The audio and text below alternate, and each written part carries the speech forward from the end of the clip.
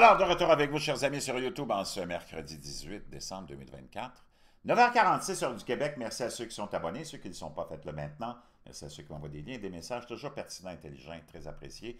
Merci à ceux qui vont commenter la vidéo. Dites-moi d'où vous regardez aussi.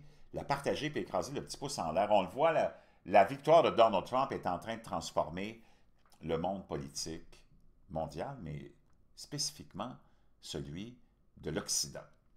On le voit, le gouvernement Trudeau est en complet effondrement, non seulement pour son bilan désastreux, horrible, mais aussi dû au fait que Donald Trump met beaucoup de pression et se moque d'une façon hallucinante de Justin Trudeau et de son gouvernement et des récents déboires et la démission de Christian Freeland.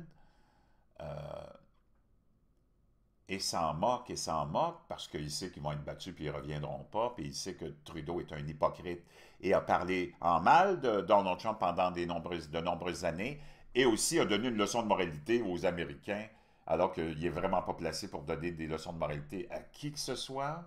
Puis enlevez-vous de la tête, ça n'a rien à voir avec la misogynie. Si on n'a pas élu Kamala Harris, c'est parce que c'était la pire candidate des deux. Pas parce que c'est une femme. As-tu vu le programme des démocrates? Puis as-tu vu leur bilan? De la vraie MERDE. Les Américains en voulaient pas. Pas parce que c'est une femme, pas parce que c'est une femme de couleur, parce que c'était la pire candidate des deux. Puis le programme des démocrates est déconnecté des préoccupations des Américains. Les Américains ne sont pas préoccupés par ton genre, par ton identité sexuelle, ton identité de genre. Ils veulent manger à un prix raisonnable, se loger à un prix raisonnable, avoir de l'immigration, mais avoir de la sécurité dans les rues, puis comme tout le monde. Mais tes médias corrompus font juste tourner cette histoire-là que, oh mon Dieu, c'est de la misogynie, ils n'ont pas voté. As-tu vu le programme de la WACO? Come on, give me a break. Il n'y a personne qui veut de ça. On est écœurés de la politique identitaire. J'espérons que c'est éliminé pour toujours, ce qui avait été ramené par Barack Obama, le jour même de son élection, de sa victoire, la politique identitaire, tout ramené à la race tout le temps. D'ailleurs, j'ai un petit scoop à te donner. Derek Chauvin, le policier qui a été emprisonné pour le meurtre de George Floyd, qui avait causé les émeutes les plus sanglantes et dévastatrice de l'histoire moderne de l'Occident, ben, a demandé une révision de son dossier en cour d'appel. Ça va sûrement lui être accordé parce qu'il y a des révélations, des nouvelles informations sur ce dossier-là qui viennent de tomber entre les mains de ces nouveaux avocats qui, contrairement aux anciens qui étaient corrompus puis qui étaient vraiment pas, qui avaient probablement été, qui étaient manipulés par le narratif aussi, puis qui avaient peur, étaient complètement incompétents, ils ne l'ont pas bien défendu. Et il y a plein de nouvelles évidences qui viennent démontrer que, d'abord, il était vivant, George Floyd, lorsqu'il est arrivé à l'hôpital, donc on a fait des prélèvements sanguins sur George Floyd qui démontrent qu'il y avait un taux de drogue que tu ne peux même pas comprendre. OK? Hallucinant. Il y avait même un médecin légiste, un spécialiste, à l'époque de son procès, qui voulait aller témoigner pour amener un autre son de cloche pour démontrer que non, il n'est pas mort par asphyxie. D'ailleurs, il n'était même pas mort quand il est arrivé à l'hôpital. OK? Et qu'il n'avait pas le genou, il y a d'autres images qui viennent de sortir, il n'y a pas le genou sur le cou de George Floyd. Et ce n'était pas son intention, c'est des techniques policières de maîtrise d'un individu. Et d'ailleurs, il y a plein de vidéos de body cam des policiers qui démontrent qu'ils lui ont demandé des centaines de fois d'aller s'asseoir dans la voiture, puis il résistait, parce qu'il était dans un moment, puis un instant d'excitation extrême parce qu'il avait consommé beaucoup de drogue. Donc, tu as tous ces éléments-là qui vont faire en sorte que Derek Chauvin a demandé une révision de sa peine. Parce que c'est pas juste. Que tu peux dire n'importe quoi, là, c'était un narratif qui était poussé par George Soros et tous ces activistes de la gauche qui veulent tout ramener à la politique identitaire. OK? Puis d'ailleurs, deux autres policiers qui étaient là, qui ont été aussi trouvés coupables, il y a un Asiatique et un Afro-Américain. Donc, enlever la carte du racisme toujours, c'est vraiment dégueulasse de toujours amener ça à ça dans notre politique occidentale. Et c'est pour ça que ces gens-là se sont fait botter le cul aux dernières élections. Maintenant, ce que tu dois comprendre, l'élection de Donald Trump a des répercussions, tu le vois en Allemagne, en France, le gouvernement de Macron est tombé, là, il a renommé un autre premier ministre, un autre bouffon. En Allemagne, on s'en va en élection au mois de février, le gouvernement est tombé aussi. Ici, au Canada, le gouvernement est sur le point de tomber. Les médias qui sont là pour te désinformer et te mentir te disent toujours « Oh mon Dieu, Donald Trump va écraser le Canada, il veut mettre des tarifs de 25%, imposer des tarifs... » Non, il ne veut pas imposer des tarifs de 25% au Canada. Il a dit au Canada, puis à Justin Trudeau, « Gère ta frontière, arrête de laisser ta frontière ouverte pour nous envoyer plein de gens illégalement. Si tu ne gères pas ta frontière, on va te mettre des tarifs de 25%. » Je ne comprends pas que les journalistes n'aillent pas demander à Trudeau et à son gouvernement qu'est-ce que vous attendez pour gérer la frontière pour pas que les Canadiens aient à subir des tarifs de 25%.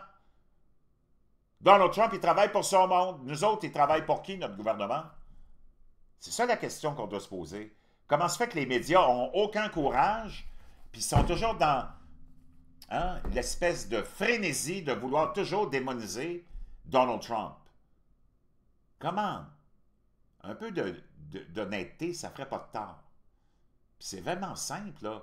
Donald Trump a dit, comme il l'a dit à la présidente juive du Mexique, « Hey, gérez vos frontières, sinon vous allez avoir 25% de tarifs. » Elle a pris le téléphone tout de suite, puis elle a appelé Trump, elle a dit, « Oui, OK, on va s'occuper de nos frontières. » C'est comme... Hey, oh! Comment se fait que nos médias ne sont pas là à talonner Trudeau au lieu de démoniser Trump et de dire faussement qu'il va mettre des tarifs de 25% sans aucune raison, out of nowhere comme ça, quand il a dit « Gérez vos frontières, sinon vous allez avoir un prix à payer. » Pendant ce temps-là, quelque chose de formidable aussi qui, j'espère, va se répandre comme une traînée de poudre dans nos pays occidentaux, ben c'est, comment dire, laisse-moi 2 secondes, je vais aller te chercher quelque chose. C'est de se poser la question suivante. Qu'est-ce qui est arrivé depuis 30 ans pour qu'on soit avec des monstres gouvernementaux? Le fédéral, provincial, municipal, scolaire, des atrocités tellement grosses que c'est devenu incontrôlable, tu as plein de monde là-dedans, tu ne sais même pas ce qu'ils font, par millions au Canada d'employés de l'État qui sont là à rien faire, qu'on paye avec nos taxes et nos impôts, qui sont à un niveau record. Puis pour des services vraiment inefficaces, toutes sortes d'études subventionnées, payées pour savoir si tu dois tourner une poignée à droite ou à gauche, les exemples sont infinis. Au lieu de toujours diviser la population sur les questions de genre, de sexe, puis de nous emmener l'urgence climatique, l'obligation des voitures électriques, puis les frais, éco-frais sur les batteries, sur tout ce que tu achètes, puis de juste toujours être obsédé et focusé sur comment faire grossir le gouvernement, est-ce qu'on pourrait avoir quelqu'un qui demande comment est-ce qu'on pourrait l'amincir pour aider le monde à mieux vivre? Et c'est un des objectifs de Donald Trump et c'est une des raisons pour laquelle il a été élu.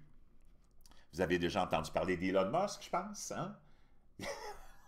Pendant que nos têtes de linotte ici, ceux qui me suivent depuis longtemps, vous le savez, pendant qu'on était dans la saga où Elon voulait acheter Twitter, tous nos Stéphane Garneau de Radio-Canada, tous les imbéciles heureux qui sont à la télé, puis à la radio, puis dans les médias qui font juste relayer comme des perroquets les nouvelles des États-Unis du complexe médiatique gauchistoïde, là, sans se poser de questions.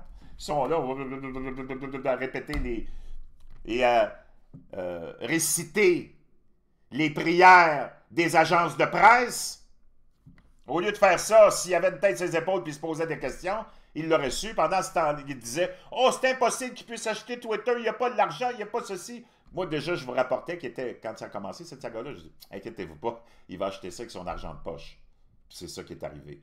Et il a redonné la liberté d'expression à tout le monde. Là, après ça, ils ont sali Elon Musk, ils l'ont attaqué, ils ont dit c'est juste du racisme, puis là-dessus, c'est complètement cinglé. L'équilibre maintenant sur Twitter, ce qui est anciennement Twitter, qui est devenu X, est à peu près 50% démocrates, 50% républicains, alors qu'avant, c'était vraiment débalancé, et surtout, la censure était débalancée. Puis lui, il l'a acheté sur une entité privée, donc il n'est pas à la bourse, là.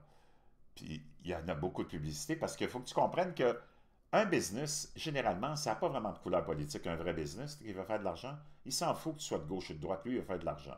Donc, X, il y en a de la publicité, puis il y en a des revenus Elon Musk, t'inquiète pas, mais il avait coupé des centaines et des milliers de postes qui étaient inutiles dans ce gros éléphant blanc qui ne faisait pas d'argent avant Twitter. C'est ça la réalité. Tes médias sont là pour te désinformer jour après jour. Les autres, ils te disent l'inverse. L'inverse, c'est la vérité, c'est que Twitter n'était pas rentable parce que c'était une grosse machine comme un éléphant blanc de gouvernement occidental. Et lui, il est arrivé, puis il a coupé je ne sais pas combien de postes, puis il a dit à tous les autres, vous allez revenir au bureau travailler. Vous allez arrêter de niaiser, là, la COVID, c'est fini. Puis il a vraiment changé la mentalité, puis il a imposé quelque chose, un nouveau mouvement. D'ailleurs que, naturellement, dans son appui à Donald Trump, lui, il suit Donald Trump partout maintenant comme son nom. C'est presque peut-être lui le vrai vice-président. Ben, avec Vivek Ramaswamy, qui était un ancien candidat dans la course présidentielle, qui est un fervent défenseur de Trump, et aussi un homme d'affaires incroyable et d'origine indienne, ont été nommés pour justement analyser l'efficacité du gouvernement fédéral américain, qui est un monstre comme jamais tu peux en imaginer. Et Donald Trump leur a donné ce mandat-là. Ils ont créé cette espèce d'acronyme DOGE, qui est justement pour l'efficacité du gouvernement. Et ils vont couper énormément, et ça fait capoter tous ceux qui aiment se traîner les pieds et qui aiment les gros gouvernements. D'ailleurs, moi, je veux savoir comment se fait que nos médias ne mettent pas l'emphase là-dessus en mettant la pression sur tous les politiciens et les élus. Comment se fait qu'on se retrouve avec des gouvernements monstrueux comme ça, avec du monde qui n'ont rien à faire? C'est parce que, dans le fond, la réalité, c'est qu'on est tous devenus des pays communistes, dans le sens où, d'ailleurs, on est tous censurés, tous contrôlés. Et en plus, les seuls emplois qui sont créés depuis des dizaines d'années, puis ça fait longtemps que je le dis, c'est des emplois gouvernementaux de l'État ou des contrats que l'État donne. C'est pour ça que tu vois autant de cônes jaunes partout depuis des années. C'est qu'il n'y a rien d'autre qui peut se créer comme emploi. Les manufactures sont toutes parties, puis ils n'ont aucune intention de les ramener. Il faut que tu fasses travailler le monde qui ne sont pas diplômés, le monde ordinaire. La seule façon de le faire, c'est le commerce au détail. C'est pour ça que tu vois juste des magasins ouvrés, même si l'économie est en lambeaux depuis des décennies, ou des contrats gouvernementaux qui se donnent pour faire travailler le monde de la construction. Même si tu n'as aucun besoin d'avoir des travaux. On va donner des contrats. Les seuls emplois qui se créent sont des emplois gouvernementaux. Le ministère américain de la Santé et des Services sociaux a accordé une subvention fédérale de 850 000 $ au programme de soutien aux familles LGBTQ+, de Centerstone pour offrir une formation aux familles militaires afin qu'elles... je vais te lire la fin du tweet. Afin... attends un petit peu, je vais te le traduire.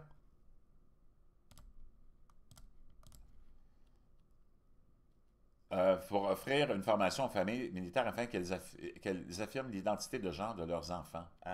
Quoi? 850 000 $. Vois-tu, c'est complètement cinglé. Le ministère de l'Éducation a dépensé plus d'1 milliard de dollars pour promouvoir la diversité, équité et inclusion dans les écoles américaines. Wow! Un demi-milliard pour l'embauche basée sur la race. Tu vois qu'est-ce que je te dis? C'est fini tout ça, mais là, ça... 350 millions pour le programme DIE et 169 millions pour les initiatives de santé mentale DIE. DOGE procède à une analyse sérieuse des réglementations inutiles et contraignantes et recherche les commentaires du public. Quelles sont les réglementations vraiment mauvaises? Veuillez. Et là, il demande des suggestions de la population. Je peux te dire une chose, tu vas en avoir.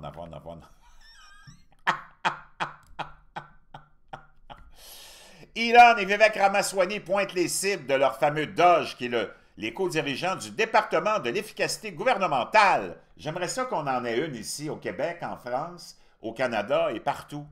Comment se fait que ce n'est pas une priorité, alors que c'est ça, probablement, la plus grosse priorité? Elon Musk et Vivek Ramaswamy donnent des indices sur les domaines dans lesquels les co-dirigeants du département de l'efficacité gouvernementale du président élu Trump commenceront ou concentreront leurs efforts pour réduire les dépenses fédérales lorsque la nouvelle administration prendra le relais en janvier. Musk, la personne la plus riche du monde, connu pour ses objectifs ambitieux, s'est fixé pour objectif de réduire de 2000 milliards de dollars les dépenses fédérales dans le cadre de cette initiative, tandis que Ramaswamy, lui-même milliardaire, a déclaré que des agences entières seraient supprimées conformément aux recommandations de ce département de l'efficacité gouvernementale. Simplifier la politique fiscale américaine. Ce ne serait pas formidable de simplifier la politique fiscale canadienne, québécoise, française? C'est complètement hallucinant. En 1995, le code fiscal américain comptait moins de 1,5 million de mots. Aujourd'hui, il en compte plus de 16 millions, a indiqué Doge sur son compte X le 15 novembre. En raison de cette complexité, les Américains passent collectivement 6,5 milliards d'heures à préparer et à remplir leur déclaration d'impôt chaque année. Cela doit être simplifié. Wow! L'échec chronique de l'audit du Pentagone, 2 jours après la publication citée précédemment, Doge a signalé que le ministère de la Défense avait échoué à son 7e audit consécutif le mois dernier, notant que le département de la Défense ne peut une fois de plus pas prendre pleinement compte de son budget et justifier les dépenses de 824 milliards de dollars, presque 1000 milliards de dollars. Wow! Lorsque Musk a vu la nouvelle concernant l'échec du dernier audit du Pentagone, nous avons écrit sur X, cela ressemble vraiment à un travail ou à un bon défi pour Doge. Dans un article ultérieur, Ramaswamy a noté que le ministère de l'Éducation venait d'échouer à son 3e audit consécutif et que le ministère de l'Agriculture des États-Unis présentait des lacunes importantes. Il a également lancé des signaux d'alarme concernant le budget d'AmeriCorps, qualifiant toutes les conclusions de totalement inacceptables avant d'ajouter « Il est temps de se mettre au travail et de rendre les gens responsables. » 516 milliards de dollars autorisés pour des programmes expirés. Au cours de l'exercice de 2024, le Congrès américain a accordé 516 milliards de dollars à des programmes dont les autorisations avaient expiré en vertu de la loi fédérale, a indiqué le compte Doge. Près de 320 milliards de ces 516 milliards de dollars ont expiré il y a plus de 10 ans. Imagine-toi. Mettre fin à la possibilité pour les employés du gouvernement de travailler à domicile. Doge et ses co-dirigeants ont promis à plusieurs reprises de mettre fin au télétravail pour les employés fédéraux et ont signalé l'accord de dernière minute de l'administration Biden prolongeant les privilèges de travail à domicile de 42 000 employés de la Social Security Administration pour 5 ans supplémentaires. Wow! Et là, c'est plein d'autres exemples. Je peux te dire une chose. Wow! C'est peut-être la chose la plus fascinante et intrigante et intéressante de cette nouvelle administration, entre autres, et ça devrait, je l'espère, se répandre, parce qu'il faut vraiment qu'on se mette à analyser tout ça pour ramener plus de responsabilité aussi aux citoyens, lui donner plus de contrôle sur son argent, puis se débarrasser de ces globalistes mondialistes qui ont fait grossir nos gouvernements à un point tel que même le gouvernement de Chine a l'air d'un gouvernement efficace. C'est pas bon, ça.